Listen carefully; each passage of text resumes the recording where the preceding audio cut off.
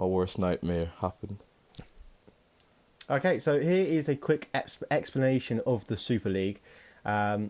So, European club football draws in big broadcasting rights as it's a widely watched sport. Now, there are domestic leagues such as the English Premier League, the Spanish League, German, Italian, etc. But there's also a European competition called the Champions League, where the biggest clubs from each of these countries play each other for the title of European champion. Now, the biggest clubs, we're talking the Real Madrids, Barcelonas, Bayern Munichs, and the big English clubs like Man United, Chelsea, Liverpool, Manchester City, Arsenal. These clubs bring in the big viewers and the big broadcasting rights and money, especially when they play each other, which doesn't happen all that much. But the real kicker here is money.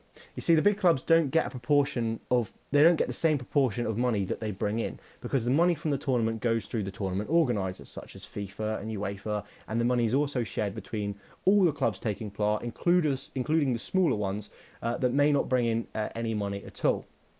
There is prize money for winning, but the owners of these big clubs are obviously not happy that they are pulling in the big money, but UEFA and the other small clubs are taking out of their slice.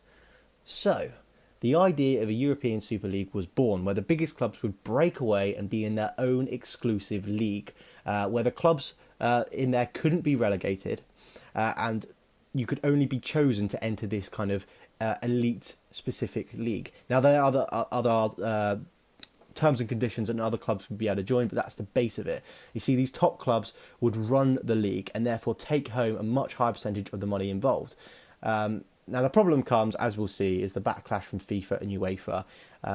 They were going to put constraints on it and punish the big clubs, which would damage world football, and the damage that it would also do from other leagues and the economies of these leagues, and damage it would do to the whole sport should this occur.